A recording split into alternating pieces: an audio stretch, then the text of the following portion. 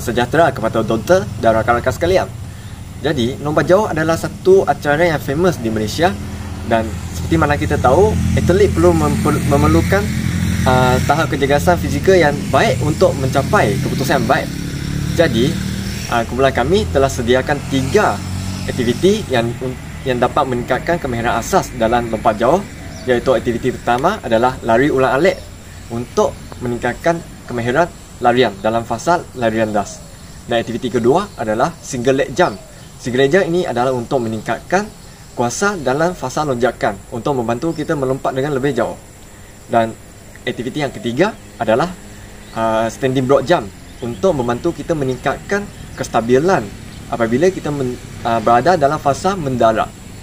Jadi, sebelum kita melakukan aktiviti, kita perlu lakukan pemanasan badan. Jadi, mari kita masuk dahulu aktiviti pemanasan badan.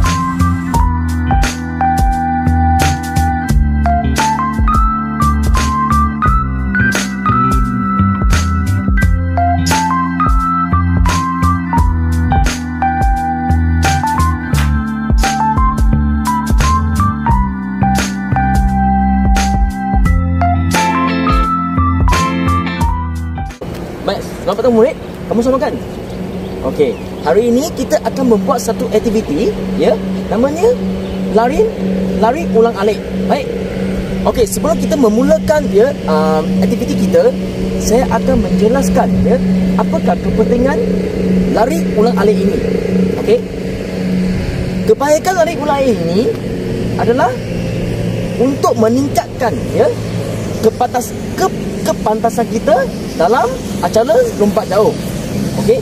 Dalam aktiviti lompat jauh, kita perlu lari secepat mungkin dengan speed maksimum kita untuk mendapatkan menghasilkan momentum supaya baru kita boleh lompat apa? Lagi jauh kan? Okey. Baik murid, sekarang ni saya akan memberitahu bagaimana untuk membuat aktiviti ini. Okey. First of all, murid akan nampak ada 2 kon kan.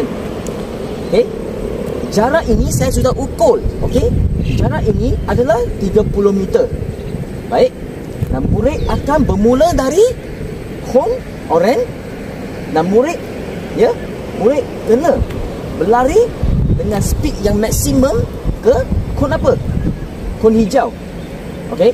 Sampai ke kon hijau, murid perlu lari gunakan speed yang maksimum anda, alright, sampai ke kon oren balik. Okey. Dan kamu perlu berlari dengan kon ini. Kamu kena pegang. Okey. Bermula dari kon pertama sampai ke kon hijau. Okey. Dan lari balik ke kon oren, kamu kena pas kepada murid seterusnya. Alright. Dan murid seterusnya kena lari yang sama lagi. Alright. Okey, baik murid. Dalam aktiviti ini, saya akan menilaikan performa kamu dengan beberapa aspek, iaitu yang pertama sekali adalah cara untuk menghayungkan tangan anda. Kamu kena menghayungkan tangan anda seperti macam ini, 90 degree. Jangan macam ini. Kalau you buat macam ini, kamu akan membazirkan tenaga anda. Alright. Keduanya adalah posture anda. Apabila kamu tengah lari, kamu kena berlari straight sikit. Alright. Jangan ke hadapan. Ini akan membazirkan tenaga anda juga, dan kamu juga tidak boleh menghasilkan momentum apabila kamu tengah lari. Baik. Keduanya adalah kaki kamu kena ke belakang. Bukan terlalu tinggi. Bukannya terlalu tinggi. Kamu kena belakang sikit, alright? Apabila kamu tengah lari lah. Yang terakhir sekali adalah apabila kamu lari, alright, kamu kena landing dengan forefoot ataupun midfoot anda. Alright? Forefoot ataupun midfoot anda. Bukannya heel strike, bukannya lari dengan belakang. Okey? Clear? Okey murid, sekarang ini kita akan memulakan aktiviti kita. Boleh?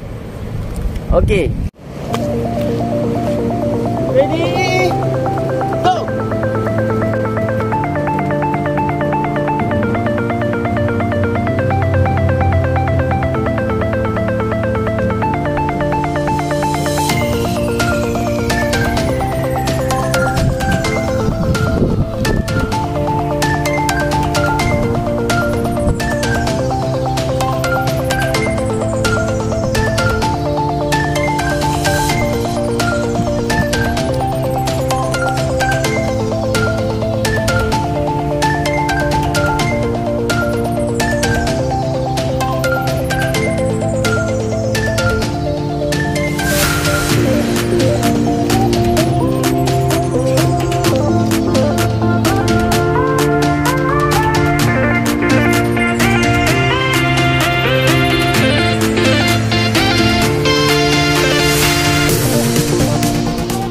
Okey, baik. Murid, sekarang ni kita sudah tamatkan kita punya aktiviti sudah. Alright?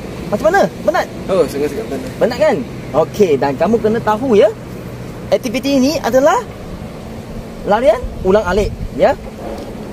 Ini adalah kebaikan untuk meningkatkan kelajuan dan kepantasan anda ya dalam acara lompat jauh, supaya kamu boleh dapat menghasilkan apa? Momentum dalam acara lompat jauh, alright? Okey, dan sekarang ni kita akan move ke aktiviti yang lain. Okey.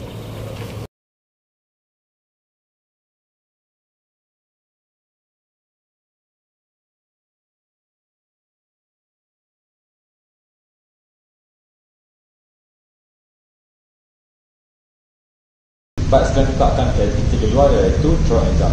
Aktiviti ini akan digunakan dalam fasa lonjakan, di mana pelajar perlu menggunakan sebuah kaki untuk membuat lompatan. Aktiviti ini juga dapat meningkatkan kestabilan dan kuasa tubuh badan pelajar. Aktiviti ini adalah pelajar hendaklah mengawal kestabilan tubuh, di mana tidak jatuh atau cedera pada kaki selepas lompatan.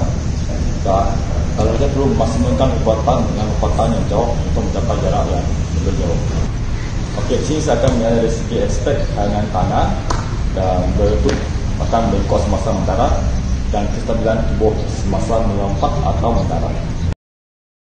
Okey, di sini saya akan menggunakan 3 peralatan, di mana iaitu sandbag, stopwatch dengan visor, di mana dia diketikkan dengan tepukan tangan. Sekarang saya akan membuat demonstrasi dalam lompat dengan sandbag. Iaitu pertama adalah kita adalah punishment dan lompat. Iaitu kita harus melompat ke arah sandbag dengan sebelah kaki dengan tangan kali.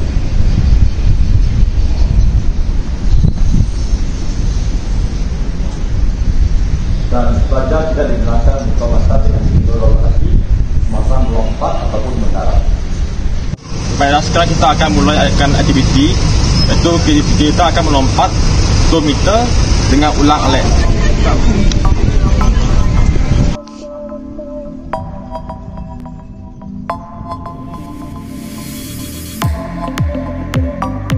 Something I gotta know. Thought it was us alone. Please tell me if I'm wrong. What's in your head? 'Cause I'm in this bed alone. I try to reach you, but you just won't pick up your phone. Don't wanna believe what they say, but there's one thing I know.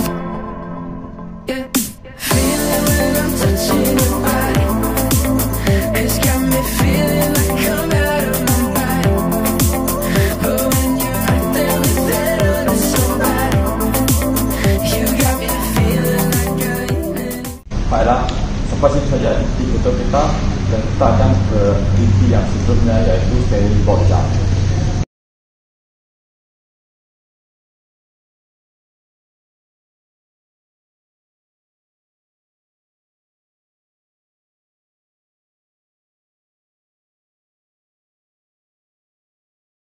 Baik, sekarang kita akan masuk kepada aktiviti yang terakhir, iaitu standing broad jump. Dan tidak sama seperti standing broad jump biasa, kita akan lompat ke dalam kawasan pendaratan. Dan aktiviti ini adalah untuk meningkatkan kestabilan tubuh badan apabila kita melakukan dalam fasa mendarat dalam lompat jauh. Dan terdapat beberapa aspek yang kita akan menilai dalam aktiviti ini, iaitu postur badan, pegangan tangan dan juga pergerakan kaki.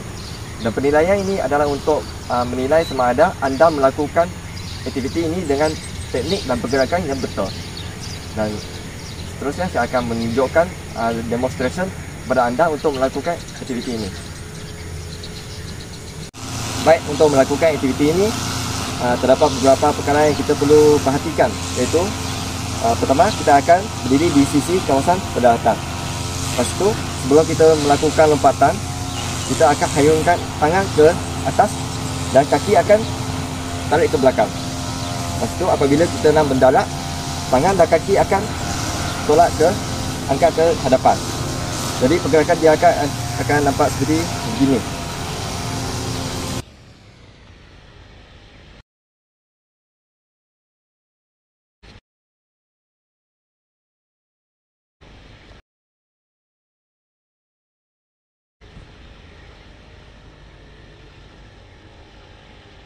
Baik, selepas kita membuat lompatan, kita akan mengukur jarak lompatan dengan menggunakan penanda dan kita pengukur. Dan kita akan cari mana tempat yang terdekat anda sentuh dan kita akan tunjuk penanda di atasnya. Itu kita pengukur akan ukur jaraknya.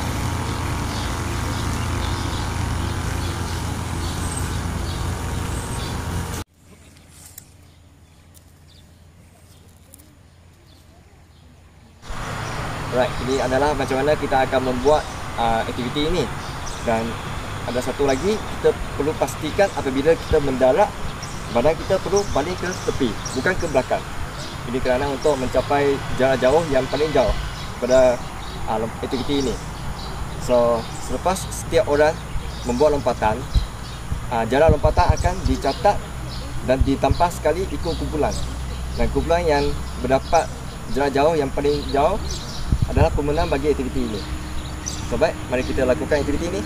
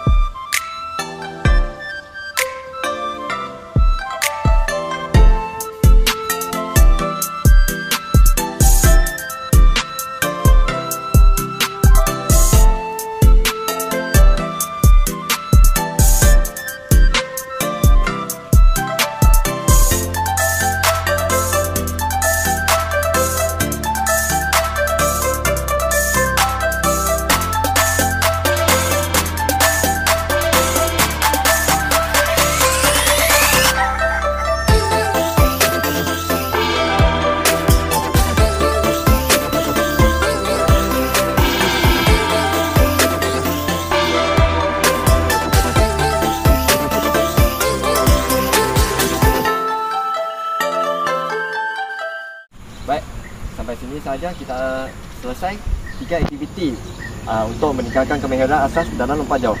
Selepas ini kita akan melakukan aktiviti pengejokan badan, iaitu pulling down.